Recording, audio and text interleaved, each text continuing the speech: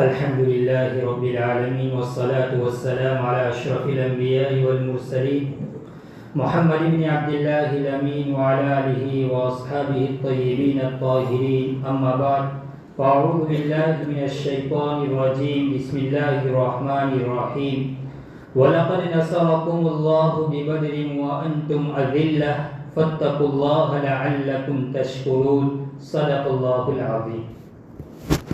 محترم بزرگوں اور دوستوں، رمضان المبارک کا بابرکت مہینہ گزر رہا ہے اور چل رہا ہے، اور آج رمضان المبارک کا 17واں روزہ ہے. آج کی اس تاریخ میں اور آج کے اس دن میں دنیا کے اندر میں اور اسلام کی تاریخ میں ایک بہت بڑا معرکہ پیش آیا تھا، بہت بڑی جنگ پیش آئی تھی،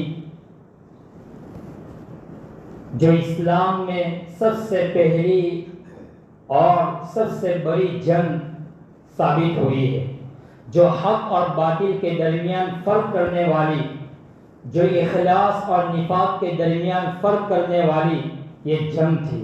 اللہ تبارک و تعالیٰ نے حق کو فتح نصیب فرمائی اور باطل کو شکست اور مغلوب فرمایا. صحابہ کرام رضوان اللہ تعالی علیہم اجمعین مکۃ المکرمہ میں 13 سال تک ظلم کا شکار بنے رہے اور ظلم کے مظالم کو برداشت کرتے رہے.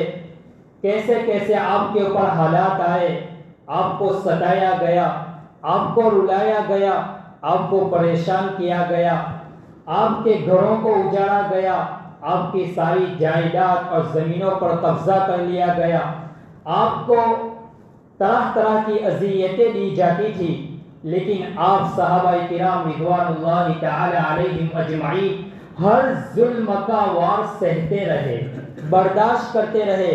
اللہ کی طرف سے آپ کو ہاتھ اٹھانے کی اجازت نہیں تھی. کیوں اجازت نہیں تھی؟ اس لیے کہ رب کریم نے انہیں فرمایا تھا فَاعْفُ عَنْهُمْ وَاصْفَحُوا حَتَّى يَأْتِيَ اللَّهُ بِأَمْرِهِ.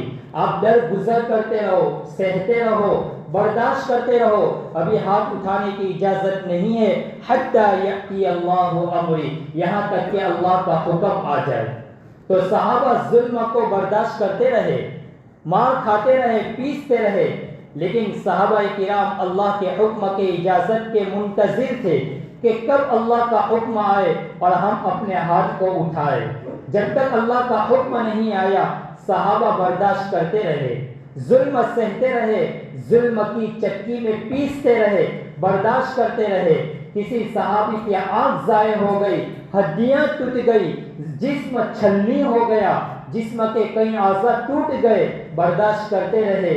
کیوں کہ اللہ کی طرف سے ابھی حکم نہیں آیا.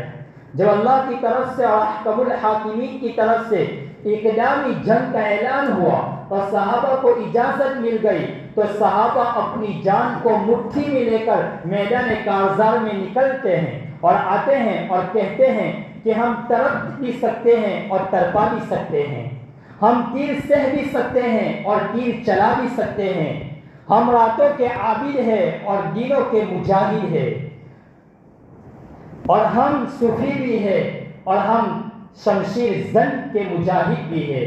ہم موت بھی کھا سکتے ہیں، ہم موت کے خائف نہیں ہیں، ہم تو موت کے متلاشی ہیں. یہ صحابہ کرام رضوان اللہ تعالی علیہم اجمعین تھے. امام بخاری علیہ رحمہ نے صحابہ کے بارے میں جو الفاظ فرمائے بخاری شریف کے اندر میں، اور صاحب مشکات نے مشکات شریف کے پہلی ہی جلد میں یہ فرمایا ہے کہ صحابہ کون تھے. فرمایا صحابہ وہ تھے جو راتوں کو مصلوں کے اوپر تہجد پڑھنے والے، راتوں کو مصلے کے اوپر کھڑے ہو کر رونے والے، آہوزاری کرنے والے، اور دنوں کے اندر میں جنگلوں کے اندر میں لکڑیاں کاٹ کر بیچنے والے اور جہاد کرنے والے، یہ وہ صحابہ ہیں. اصل میں جنگ بدر کا جو واقعہ پیش آیا اور جنگ بدر جو پیش آئی اس کا شان نزول اور اس کا پس منظر اس طرح ہے کہ ابو سفیان ایک قافلے کے ساتھ ملک شام جا رہا تھا تجارت کے لیے. تو نبی اکرم صلی اللہ علیہ وسلم کو پتہ چلا کہ ابو سفیان ایک قافلے کے ساتھ ملک شام جا رہا ہے. تو نبی اکرم صلی اللہ علیہ وسلم نے صحابہ سے فرمایا کہ ان کا تعاقب کے لیے ہم نکلتے ہیں، ہم ان کا تعاقب کریں گے۔ جب نبی اکرم صلی اللہ علیہ وسلم اس مقام پر پہنچے جہاں سے ابو سفیان اپنے قافلے کے ساتھ گزرنے والا تھا، جب اب وہاں پہنچے تو ابو سفیان اپنے قافلے کے ساتھ روانہ ہو گیا تھا ملک شام کے لیے۔ نبی اکرم صلی اللہ علیہ وسلم واپس تشریف لے آئے۔ جب ابو سفیان واپس اپنے قافلے کے ساتھ ملک شام سے آ رہا تھا تو اللہ کے حبیب علیہ الصلوۃ والسلام آپ کو پتہ چلا کہ ابو سفیان آ رہا ہے، تو اللہ کے رسول نے دوبارہ حکم دیا صحابہ کو کہ ہم دوبارہ جاتے ہیں ان کا تعاقب کرتے ہیں۔ اللہ کے رسول نے یہ تعاقب کرنے کا حکم کیوں دیا؟ آپ نے یہ پیچھا کرنے کا حکم کیوں دیا؟ اس لیے کہ یہ ملک شام میں جو تجارت کرنے کے لیے گئے تھے اس کا نتیجہ یہ تھا کہ یہ سارا مال صحابہ کے پیچھے اور اسلام اور مسلمانوں کے پیچھے لگنے والا تھا۔ اللہ کے حبیب نے فرمایا کہ انہوں نے بڑھ چڑھ کر حصہ لیا ہے اور اپنی پونجی لگائی ہے تاکہ یہ ساری پونجی اسلام کے خلاف لگے اور مسلمانوں کو جڑ ہستی سے اس کو ختم کر دیا جائے۔ دنیا کے اندر میں کوئی اس نام لینے والا بھی نہ رہے کہ مسلمان بھی کوئی قوم گزری ہے۔ فرمایا ہم ان کا ستیہ ناش کر دیں گے، ان کو ختم کر دیں گے۔ جب نبی اکرم صلی اللہ علیہ وسلم کی یہ اطلاع ابو سفیان کو ملتی ہے کہ محمد اپنے صحابہ کے ساتھ دوبارہ ہمارا پیچھا کرنے کے لیے آئے ہیں اور آ رہے ہیں، تو ابو سفیان یہ بڑا ذہین شخص گزرا ہے۔ تاریخ میں ایک واقعہ لکھا ہے کہ ابو سفیان اتنا ذہین تھا کہ اس کی مثال نہیں دی جا سکتی۔ فرمایا ایسا ذہین شخص گزرا ہے۔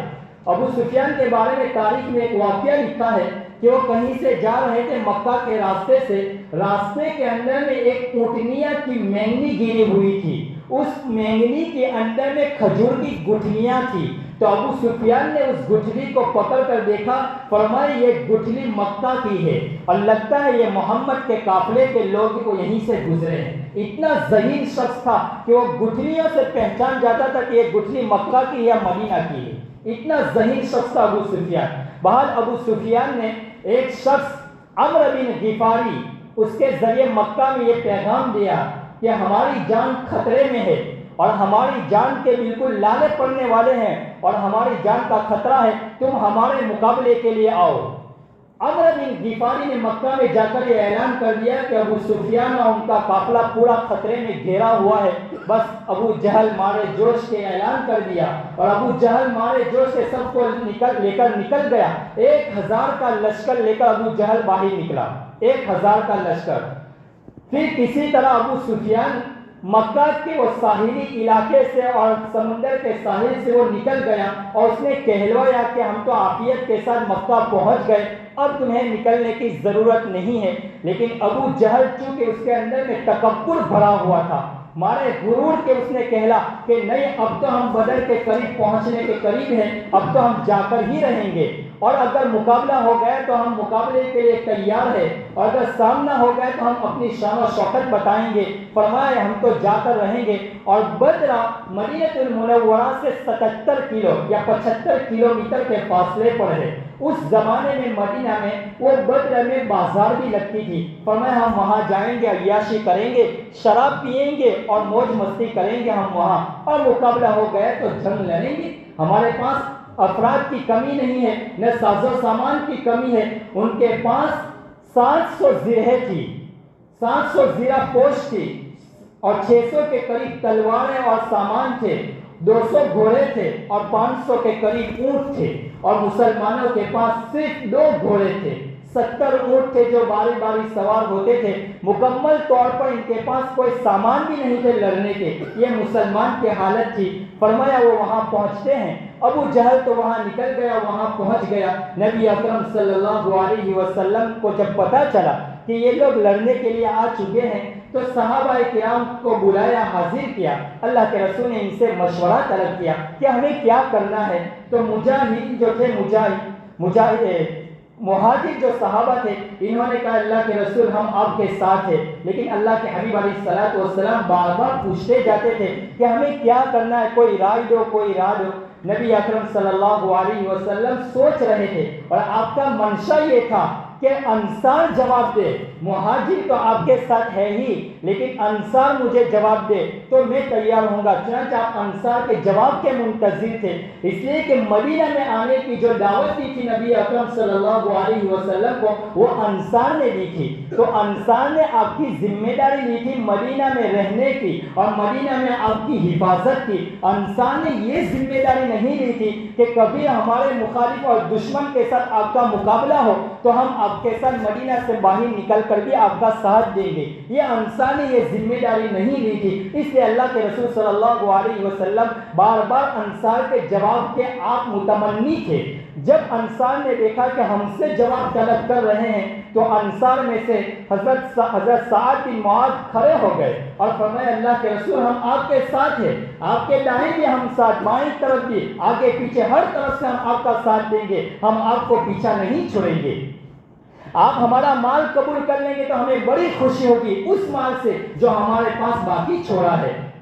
تو پھر حضرت مقداد کھڑے ہو گئے، بخاری شریف میں ہے حضرت مقداد کھڑے ہو گئے اور حضرت مقداد نے جو جواب دیا اللہ کے رسول صلی اللہ علیہ وسلم کا چہرہ مارے خوشی سے کھل اٹھا اور چمک اٹھا۔ مقداد نے کیا جواب دیا؟ حضرت مقداد نے فرمایا اللہ کے رسول ہم ایسا نہیں کریں گے جیسا بنی اسرائیل نے حضرت موسیٰ کے ساتھ کیا تھا، فَاذْهَبْ أَنْتَ وَرَبُّكَ فَقَاتِلَا إِنَّا هَاهُنَا قَاعِدُونَ، آپ جائیے اور آپ اپنے رب کے ساتھ مل کر لڑیے، ہم آپ کے ساتھ آنے والے نہیں ہیں، ہم تو یہاں بیٹھے۔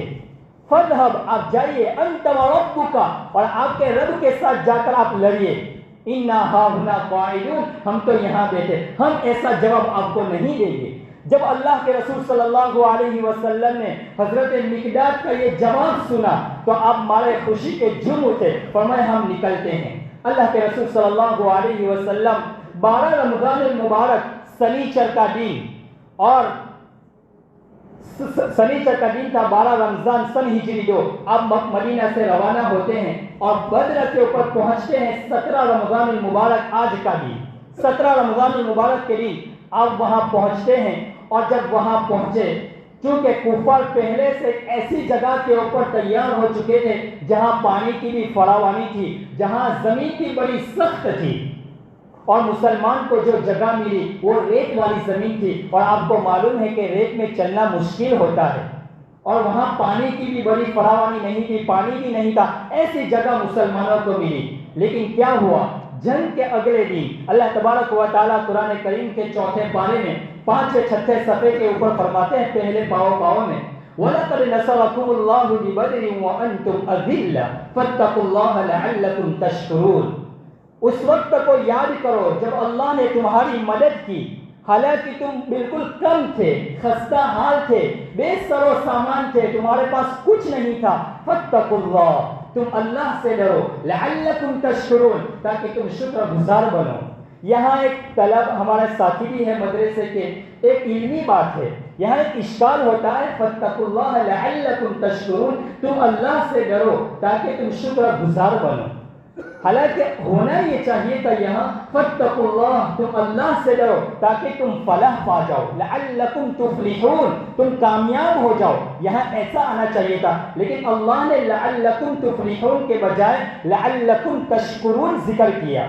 ڈرنے کے بعد تو کامیابی ملتی ہے، نعمت ملنے کے بعد شکر گزاری ہوتی ہے، تو یہاں اصل آنا چاہیے تھا لعلکم تفلحون۔ یہ ایک اشکال ہوتا ہے کہ ابن کثیر رحمۃ اللہ علیہ نے اس کا جواب دیا ہے، فرمائے جب اللہ سے ڈریں گے، اللہ کی خشیت ہوگی، جب اللہ کا خوف ہوگا تو اللہ کی مدد آئے گی، جب اللہ کی مدد آئے گی تو اب اس کے بعد کامیابی آئے گی، جب کامیابی ملے گی تو اب یہ کامیابی چاہتی ہے کہ تم شکر گزاری اختیار کرو۔ تو پھر اللہ نے فرمایا لعلکم تشکرون، لعل کا استعمال کیا، شاید کہ تم میں سے سارے شکر گزار نہ ہو، کچھ لوگ ہوں گے جو شکر گزار ہوں گے۔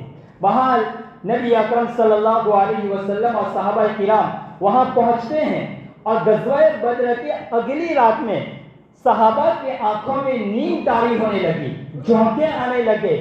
حالانکہ جب امتحان ہوتا ہے اور کسی جگہ پر انکوائری آتی ہے تو انسان کے آنکھوں میں نیند ہوتی ہے، وہ بھی ختم ہو جاتی ہے، اور امتحان سر پر ہو، جب طالب محنت سے پڑھنے والا ہو اس کی تو رات کی نیند بھی اڑ جاتی ہے۔ چہ جائے کہ اس کو وہاں نیند آئے۔ یہ اور بات ہے کہ نہ پڑھنے والے تو رات کو بھی سو جاتے ہیں، نہ محنت کرنے والے سو ہی جاتے ہیں۔ بہرحال صحابہ کے آنکھوں کے سامنے 1000 کا لشکر ہے اور صحابہ نہتے 313 ہے، نہ ساتھ میں قریب میں کوئی سر و سامان ہے، کچھ نہیں ہے، لیکن آنکھوں کے اوپر نیند طاری ہونے لگی۔ اللہ تبارک و تعالیٰ نے ان کو آرام سے پوری رات سلا دیا۔ یہاں سے یہ پتہ چلتا ہے کہ طاعات کے اندر میں اگر نیند آئے تو یہ باعث خیر ہے، یہ معین ثابت ہوگی۔ اب انسان، اس کی مثال آپ اس طرح سمجھو کہ رات کو کوئی انسان اس لیے جلدی سو جاتا ہے کہ صبح تہجد میں اٹھ کر نماز پڑھوں گا، تو رات کا یہ سونا اس کے لیے ثواب بن گیا۔ تو رات میں اگر انسان سوئے گا تو دن میں اچھی طرح کام کرے گا۔ صبح میں چونکہ جنگ ہونے والی تھی، اللہ نے صحابہ کے آنکھوں کے اوپر نیند طاری کر دی اور صحابہ رات میں سو گئے۔ غزوہ بدر میں بھی سو گئے صحابہ، اور غزوہ احد میں بھی اللہ نے نیند طاری کر دی اور وہاں بھی صحابہ کو سلا دیا۔ یہاں پر عبداللہ ابن مسعود رضی اللہ تعالیٰ عنہ کا ایک قول ہے جو بخاری شریف میں استاد محترم حضرت شیخ حنیف صاحب نے نقل کیا تھا۔ فرمایا جنگ کے اندر میں نیند کا آنا، میدان جہاد میں نیند کا آنا، یہ من جانب اللہ ہوتا ہے۔ درس قرآن میں نیند کا آنا، درس ذکر میں نیند کا آنا، درس مجلس میں نیند کا آنا، یہ من جانب شیطان ہے۔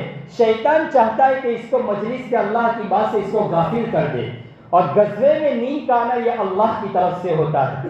تو وہاں نبی اکرم صلی اللہ علیہ وسلم جب رات میں وہاں رکے، صحابہ سو گئے، صبح ہوتی ہے اور نبی اکرم صلی اللہ علیہ وسلم جب صبح ہونے سے پہلے ہی اللہ نے 2 انعام صحابہ کے اوپر کیا۔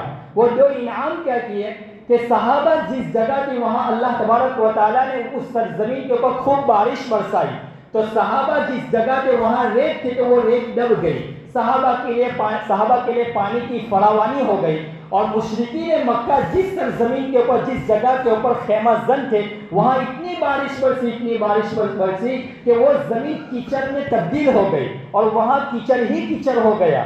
تو وہاں جب صبح ہوتی ہے اور جنگ کا آغاز ہوتا ہے، تو جب آمنا سامنا ہوتا ہے تو نبی اکرم صلی اللہ علیہ وسلم نے سب سے پہلے انفرادی طور پر جنگ کا سامنا ہوتا ہے۔ ادھر سے 3 افراد آئے، ادھر سے 3 افراد گئے۔ ادھر سے جو 3 افراد آئے تھے کفار مکہ کی طرف سے، ابو جہل کی طرف سے، وہ شیبہ تھا، ولید تھا اور عتبہ تھا۔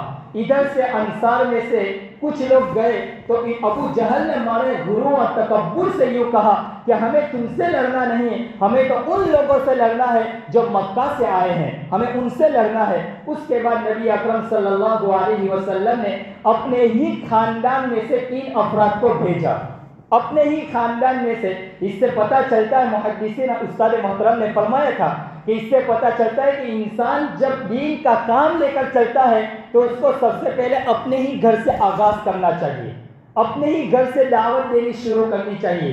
تو بہر نبی اکرم صلی اللہ علیہ وسلم نے اپنے ہی خاندان میں سے اپنے چچا حضرت حمزہ کو بھیجا، اپنے چچا کے بیٹے حضرت علی کو بھیجا، اور اپنے رشتہ دار میں سے حضرت عبیدہ بن جراح کو بھیجا۔ یہ 3 صحابہ جاتے ہیں۔ علامہ ابن قیم رحمۃ اللہ علیہ فرماتے ہیں کہ ادھر سے 3 آنے والے شخص اور ادھر سے 3 جانے والے شخص کے اندر میں، ان کے ناموں کے اندر میں اگر غور کیا جائے گا تو یہ تمہیں پتہ چلے گا کہ ناموں کا بھی انسان کے اوپر بڑا اثر ہوتا ہے۔ ادھر سے 3 لوگ جو آئے تھے ان میں سے ایک شخص تھا شیبہ۔ شیبہ اس کا معنی ہوتا ہے بوڑھا، اور حالانکہ وہ بوڑھا نہیں تھا، وہ جوان تھا، لیکن اس کے معنی کے اندر میں بوڑھا ذوق پایا جاتا ہے۔ دوسرا جو شخص تھا وہ تھا عتبہ کا معنی عتب سے ہے، اور عتب کے معنی پشت دکھانا، پیچھا دکھانا۔ اور تیسرا تھا ولید، اور ولید یہ ولد سے ہے، اور ولد کا معنی ہوتا ہے بچہ، جو بچہ ہوگا وہ کیا کرے گا۔ یہ تو ادھر سے آنے والے 3 شخص کے نام اور ان کے معنی ہے۔ ادھر سے جو 3 لوگ گئے تھے صحابہ کرام اور حضور پاک علیہ السلام کی طرف سے، وہ تھا سب سے پہلے حضرت حمزہ رضی اللہ تعالیٰ عنہ، اور حمزہ کا معنی ہوتا ہے شیر ببر، بہادر۔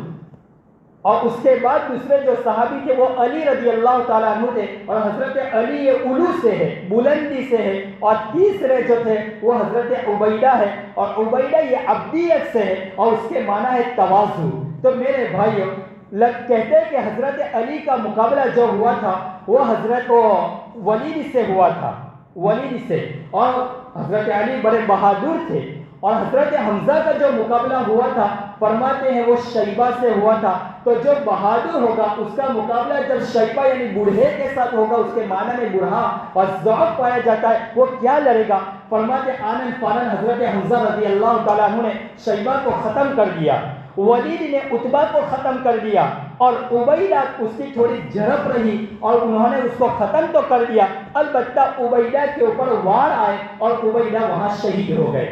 یہ شروع کے اندر میں انفرادی طور پر جنگ ہوتی رہی، اس کے بعد نبی اکرم صلی اللہ علیہ وسلم نے اعلان کر دیا کہ سارے لوگ اب نکل جائے اور بالکل آمنا سامنا ہو جائے۔ فرماتے ایک صحابی حضرت عمیر رضی اللہ تعالیٰ عنہ کر کے ایک صحابی تھے، وہ کھجور کی گجلی کھجور کھا رہے تھے، فرمایا مجھے بہت بھوک لگی ہے، کئی دنوں سے میں بھوکا ہوں، میں کھجور کھا لوں۔ ابھی تو ان کی کھجور منہ میں تھی اور وہ یہ کہنے لگے کہ میں کھجور کھاؤں گا، معلوم نہیں اتنے دن میں مسئلہ کہاں پہنچ جائے گا۔ انہوں نے اپنے منہ سے نکال کر وہ کھجور کی گٹھلی پھینک دی، کھجور پھینک دی، اور مارے غصے میں وہ میدان میں کود پڑتے ہیں، لڑتے ہی رہے یہاں تک کہ شہید ہو گئے۔ ایک موقع آیا، اللہ تبارک و تعالیٰ نے صحابہ کو فتح دی، صحابہ کو فتح کامیابی دی۔ نبی اکرم صلی اللہ علیہ وسلم کبھی اپنے سر کو آسمان کی طرف اٹھاتے ہیں، کبھی صحابہ کی جماعت کی طرف دیکھتے ہیں اور فرماتے ہیں یا اللہ اگر آج یہ جماعت اگر ناکام ہو گئی، اگر شکست ہو گئی، رب کریم یاد رکھنا آج کے بعد روئے زمین پر تیری عبادت کرنے والا کوئی نہیں ہوگا۔ اللہ کے حبیب کہہ رہے ہیں اللہ اگر آج اس جماعت کو شکست ہو گئی تو آج کے بعد یاد رکھنا اس روئے زمین پر تیری عبادت کرنے والا کوئی نہیں ہوگا۔ بار بار آپ رو رہے تھے، صحابہ بالکل جنگ میں مصروف تھے۔ صدیق اکبر رضی اللہ تعالیٰ عنہ آتے ہیں، اللہ کے رسول صلی اللہ علیہ وسلم کو کہتے ہیں اے اللہ کے حبیب بس کر دیجئے، بس کر دیجئے، تو اللہ کے رسول صلی اللہ علیہ وسلم کو تسلی ہو جاتی ہے۔ اب یہاں ایک سوال تھا کہ امت میں سے ایک عظیم فرد صدیق اکبر کو اطمینان تھا کہ اللہ فتح دے گا، تو کیا جناب رسول اللہ صلی اللہ علیہ وسلم کو یقین نہیں تھا؟ تو اس کے دو جواب دیے علامہ ابن قیم رحمۃ اللہ علیہ نے، فرماتے ہیں کہ اللہ کے حبیب علیہ السلام کو جب صدیق اکبر رضی اللہ تعالیٰ عنہ نے کہا اور آپ کو تسلی ہو گئی، تو یہ تسلی اس لیے ہو گئی کہ جب امت کے عظیم فرد صدیق اکبر کو تسلی ہو گئی تو انشاءاللہ اللہ تبارک و تعالیٰ ہمیں کامیابی دیں گے۔ ایک جواب تو یہ ہے، یا دوسرا جواب یہ ہے کہ اللہ کے رسول جو یہ رو رہے تھے اور آپ جو بار بار یہ کہہ رہے تھے کہ اللہ آج یہ جماعت اگر شکست ہو گئی تو آج کے بعد کوئی روئے زمین پر عبادت کرنے والا نہیں ہوگا، آپ اس طرح کے الفاظ اس وقت بول رہے تھے جب آپ شان رحیمی کے اندر میں، آپ شان غفوریت کے اندر میں آپ رب کریم کی شان میں بالکل مستغرق ہو چکے تھے، آپ بالکل اللہ کی اس عبادت میں آپ مستغرق ہو چکے تھے، آپ ایک دوسری دنیا میں اور دوسری حالت میں تھے، تو آپ اس طرح کے الفاظ کہہ رہے تھے کہ رب کریم آپ نے جو ہم سے وعدہ کیا ہے وہ وعدہ آپ پورا کیجئے۔ اللہ تبارک و تعالیٰ نے آپ کے اس وعدے کو بھی پورا کیا۔ ابو جہل نے بھی دعا کی تھی کہ اللہ اگر ہم حق پر ہے تو آج ہمیں فتح نصیب فرما، اگر یہ مغلوب ہے انہیں شکست عطا فرما۔ اللہ نے اس بدبخت کی بھی دعا قبول فرمائی اور فرمایا تم ناحق ہو، تم ظالم ہو، تم کفر و شرک ہے، تو اللہ تبارک و تعالیٰ نے ان کو مغلوب فرمایا، ان کو شکست دی۔ قرآن کریم کے اندر میں 313 تھے لیکن اللہ نے ان کو فتح نصیب فرمائی۔ قرآن کریم کے دوسرے پارے میں کم من فئۃ قلیلۃ غلبت فئۃ کثیرۃ بإذن اللہ واللہ مع الصابرین۔ اللہ بہت سی مرتبہ چھوٹی اور معمولی جماعت کے ذریعے اللہ بڑی بڑی جماعت کو شکست دے دیتے ہیں۔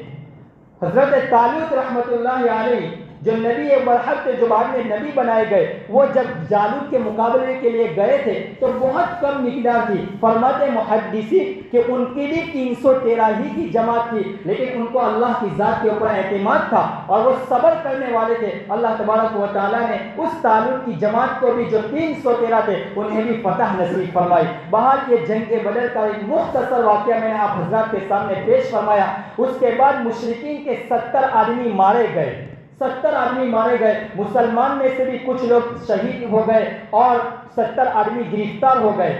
اب کہتے ہیں کہ دو معصوم بچے جب ابو جہل اپنے ساتھیوں کے ساتھ آئے تو دو معصوم بچے معاذ اور معوذ، یہ حضرت عفرہ رضی اللہ تعالی عنہا کے بیٹے ہیں، معاذ اور معوذ۔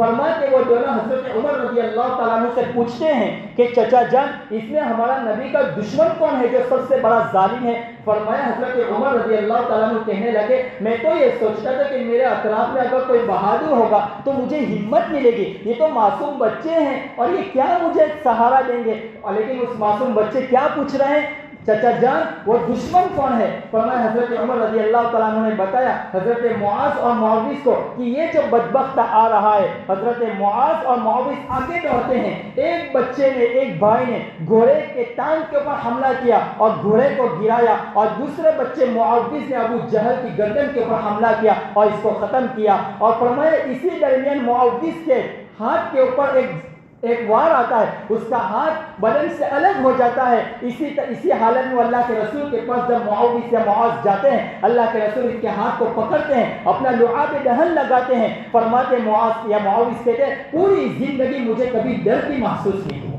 یہ نبی اکرم صلی اللہ علیہ وسلم کا معجزہ تھا۔ اس کے بعد عبداللہ ابن مسعود آگے بڑھتے ہیں اور ابو جہل کو قتل کرنے کے لیے جاتے ہیں، تو ابو جہل اس امت کا سب سے متکبر وہ کہہ رہا ہے عبداللہ ابن مسعود مجھے آج بہت افسوس ہو رہا ہے کہ ایک بکری چرانے والا مجھے آج میری گردن کو قتل کر رہا ہے، مرتے مرتے بھی وہ کہہ رہا ہے اور کہہ رہا ہے میری گردن ذرا نیچے سے کاٹنا۔ دیکھو تو صحیح، مرنے کے وقت بھی غرور اور تکبر ان کی طبیعت میں کتنا بھرا ہوا ہے، تاکہ جب سب کی گردنیں رکھی جائے تو سب سے بڑی گردن میری شمار ہونے لگے۔ ایک تو بنی اسرائیل کا فرعون تھا اور نبی اکرم صلی اللہ علیہ وسلم نے فرمایا یہ میری امت کا فرعون تھا، فرمایا یہ اس سے بڑا ظالم تھا، وہ تو مرتے مرتے بھی ایمان قبول کر رہا تھا، مرتے مرتے بھی کلمہ پڑھ رہا تھا اور یوں کہہ رہا تھا انہ لا الہ الا الذی آمنت بہ بنو اسرائیل، کہ میں بنی اسرائیل پر ایمان لے رہا ہوں، لیکن اس ایمان کا کوئی اعتبار نہیں، اس لیے کہ وہ عالم نزا کا مسئلہ تھا، بالکل اس کے سامنے موت آ چکی تھی، اس وقت وہ ایمان قبول کر رہا تھا، لیکن مجھے کہنا یہ کہ تو مرتے مرتے بھی ایمان قبول کر رہا تھا، اور یہ ظالم مرتے مرتے کہہ رہا ہے کہ میری گردن ذرا نیچے سے کاٹنا تاکہ سب کی گردنیں رکھی جائے، تو اس نے میری گردن سب سے بڑی شمار ہونے لگی۔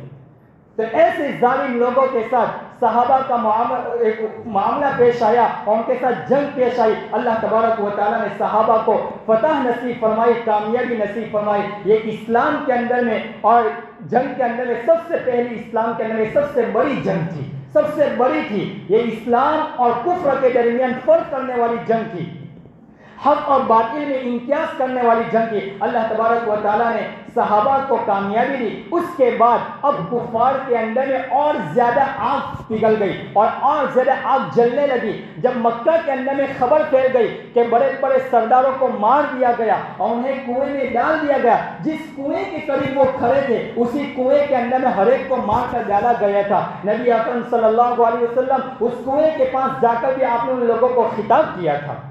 بار ایک لمبی گفتگو ہے، ایک حدیثانہ گفتگو ہے، میں اس کو یہیں چھوڑتا ہوں۔ جب مکہ کے اندر میں جاتے ہیں اور ایک خبر پہنچتی ہے، کوئی ماننے کے لیے تیار ہی نہیں تھا کہ 1000 کا لشکر اور ادھر نہتے 313 تھے، آخر کیسے شکست ہو گئی۔ جب بار بار لوگ جا کر کہنے لگے کہ ان کو ماننے بغیر تو چھٹکارا ہی نہیں تھا، اب ان کے اندر میں آگ بھڑک گئی کہ ہم بدلہ لیے بغیر نہیں رہیں گے، ہم حمزہ کو بھی قتل کریں گے۔ انہوں نے ہمارے رشتہ دار شیبہ ولید وغیرہ کو قتل کیا تھا۔ اس کے بعد جو جنگ چھیڑتی ہے وہ جنگ احد پیش آتی ہے، اور جنگ احد میں شروع کے اندر میں صحابہ کو کامیابی ہوتی ہے، پھر شکست ہو جاتی ہے۔ اس کے اندر میں بڑی ایک اشارہ ہے لطیف، اللہ تبارک و تعالیٰ مجھے اور آپ کو ان کہیں سنی باتوں کے اوپر عمل کرنے والا بنائے۔ تو آج کے اس پیغام اور آج کے اس بیان سے ہمیں یہ سبق ہے کہ اللہ تبارک و تعالیٰ کثرت کو نہیں دیکھتے، لیکن اگر ایمان مضبوط ہے، اللہ کے اوپر ایمان کامل ہوگا، اگر تمہارا ایمان مضبوط ہوگا،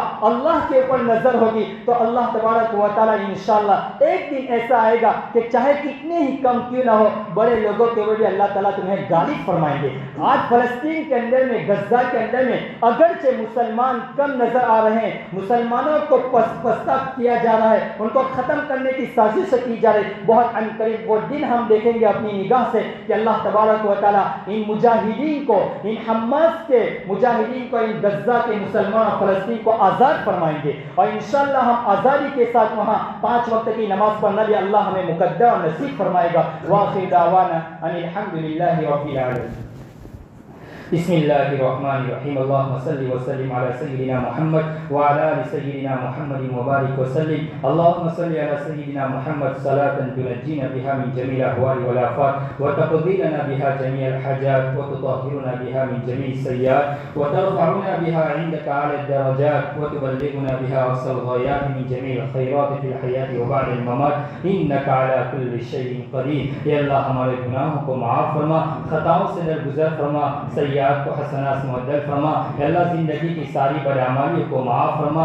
اے پیارے اللہ ہمارے تمام صغائر کبائر گناہوں کو معاف فرما، رات کے اندھیرے میں کیے ہوئے، دین کے اجالوں میں کیے ہوئے، جلوتوں میں کیے ہوئے، خلوتوں میں کیے ہوئے گناہوں کو معاف فرما۔ اے اللہ رحم و کرم کا معاملہ فرما۔ اے پیارے اللہ ہم سب کو اپنی صفت رحمت میں شامل کر لیجئے، ہم سب کو اپنا نیک اور متقی اور پرہیزگار بندہ بنا لیجئے۔ اے اللہ اپنے نیک بندوں میں شامل فرما لیجئے، متقین میں شامل فرما لیجئے، اللہ مستغفرین میں ہمیں شامل فرما لیجئے۔ اے پیارے اللہ یہ دوسرا عشرہ بھی گزرنے کے قریب اختتام پر پہنچ چکا ہے، اللہ ہم سب کی مغفرت فرما لیجئے، ہم سب کی کامل مکمل مغفرت فرما لیجئے۔ اللہ یہاں تیرے جتنے بندے بیٹھے سب کو قبول فرما لیجئے، سب کے اللہ سب کو حلال طیب پاکیزہ رزق عطا فرما، سب کی عمر میں برکت نصیب فرما، سب کو عافیت والی زندگی نصیب فرما، سب کی جائز مراد تمناؤں کو پوری فرما، جو بے روزگار ہے ان کو حلال طیب رزق عطا فرما، جو پریشان ہیں ان کی پریشانی کو ختم فرما۔ اے پیارے اللہ ہم نے جو کہا جو سنا اللہ اس کو قبول فرما لیجئے۔ اللہ آج کے اس دن میں آپ نے صحابہ کو غلبہ دیا تھا، صحابہ کو فتح نصیب فرمائی تھی، اسلام کا بول بالا فرمایا تھا۔ اے پیارے اللہ آج 17 رمضان ہے، اللہ اسلام کا بول بالا فرما دیجئے، دنیا کے اندر میں اسلام میں اللہ امن و امان پیدا کر دیجئے، اسلام کو پھیلا دیجئے، ہر کچے پکے گھر میں اسلام کو پھیلا دیجئے۔ اے پیارے اللہ فلسطین اور غزہ کے اندر میں اللہ فتح نصیب فرما دیجئے، اللہ مجاہدین کے بازوؤں کو مضبوط فرما دیجئے، اللہ تو ان کی ہمت افزائی فرما دیجئے، ان کے حوصلوں کو بلند فرما، اللہ غیر سے ان کی مدد فرما، اللہ ان کے عزائم کو بلند فرما، ان کے عزائم میں انہیں کامیابی نصیب فرما دیجئے۔ اے پیارے اللہ غزہ اور فلسطین کے مظلومین کی مدد فرما، اللہ جو سامان بھیج رہے ہیں ان کے سامان کو آپ پہنچا دیجئے، رب کریم غیر سے آپ ان کا انتظام فرما دیجئے۔ اے پیارے اللہ جس طرح آپ نے غزوہ بدر میں فرشتوں کو اتارا تھا اور صحابہ کی مدد فرمائی تھی، صحابہ کو تسلی دی تھی،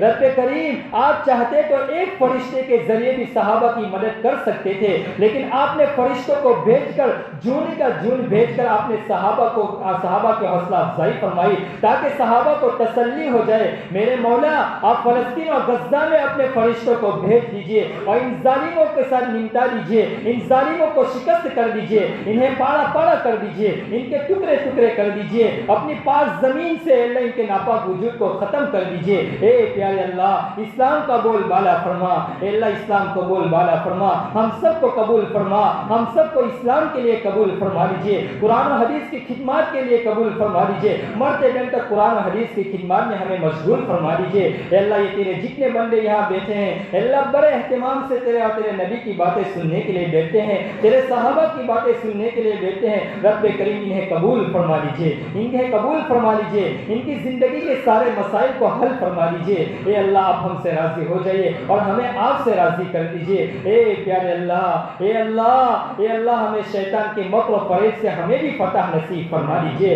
اے اللہ آج کے دن ہمیں بھی فتح نصیب فرما دیجئے۔ جاؤ میرے بندو میں نے تمہیں تمہارے نفس اور شیطان سے فتح نصیب فرمائی۔ اے پیارے اللہ ہمیں قرآن کی تلاوت کا اہتمام کرنے والا بنا دیجئے، قرآن سے عشق و محبت عطا فرما۔ اے اللہ اس مسجد کو آباد فرما، مسجد کو آباد کرنے والوں کو آباد فرما۔ اے پیارے اللہ تمام مرحومین کی مغفرت فرما، ہمارے والد مرحوم کی بھی مغفرت فرما، قبروں کو نور سے منور فرما، جنت الفردوس میں اعلیٰ مقام نصیب فرما۔ اے اللہ ہر بری موت سے ہماری حفاظت فرما، ڈوب کر مرنے سے، جل کر مرنے سے، کٹ کر مرنے سے، ایکسیڈنٹ والی موت سے، پوسٹ مارٹم کرنے والی موت سے ہماری حفاظت فرما۔ اے پیارے اللہ اے اللہ ایمان پر خاتمہ نصیب فرما، ایمان پر خاتمہ ہم سب کو نصیب فرما۔ اس وقت موت دینا جب تو بھی راضی ہو، تیرا محبوب بھی راضی ہو۔